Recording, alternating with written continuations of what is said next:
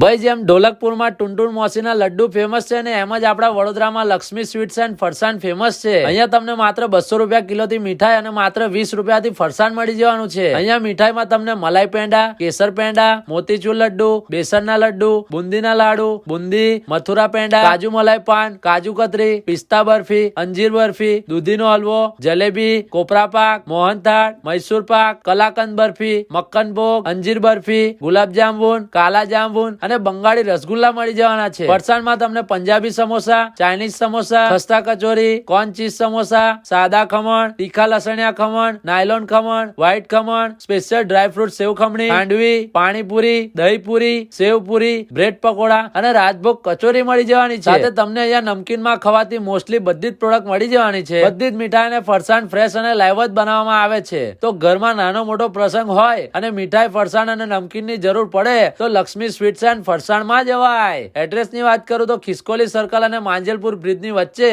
Bapunagar society ની સામે, Kalali road, Vadodara.